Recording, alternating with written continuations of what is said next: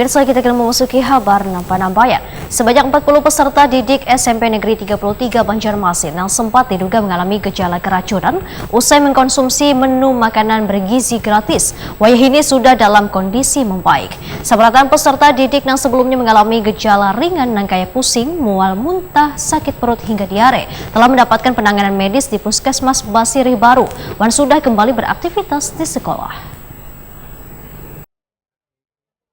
Sebanyak 40 peserta didik SMP Negeri 33 Banjarmasin yang sempat diduga mengalami gejala keracunan usai mengonsumsi menu makanan bergizi gratis, wahini sudah dalam kondisi membaik. Sabaratan peserta didik yang sebelumnya mengalami gejala ringan yang kayak pusing, mual, muntah, sakit perut hingga diare telah mendapatkan penanganan medis di Puskesmas Basiri Baru dan sudah kembali beraktivitas di sekolah.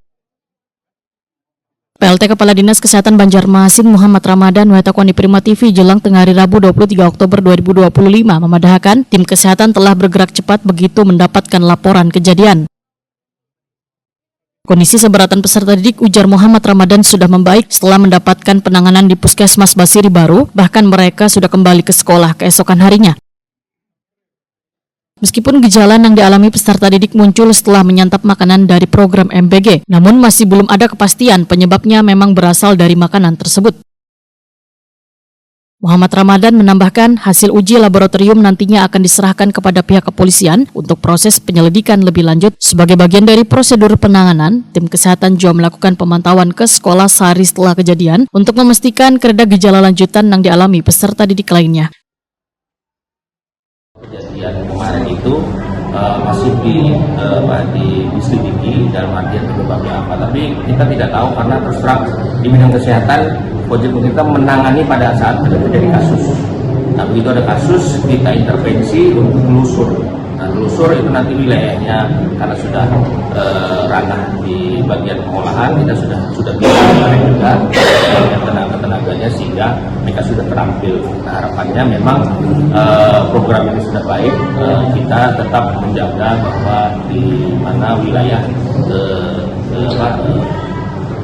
ke masing-masing karena anak-anak kan makan belum sebelumnya ada yang belum makan, ada yang kaitan dengan di lingkungannya minum air apa, terus mungkin ditambahi dengan saus apa, ditambahi dengan kecap apa, kita tidak tahu seperti itu. Tapi harapannya bahwa kami di bidang kesehatan pada saat edukasi kita lakukan edukasi bagaimana pengolahan makan yang higienis serta sanitasinya dan pemilihan makanan yang sesuai dengan standar, kemudian lingkungannya juga seperti itu, dan apabila terjadi kami tangani. Alhamdulillah kemarin sudah ditangani khusus sampai di Puskesmas saja.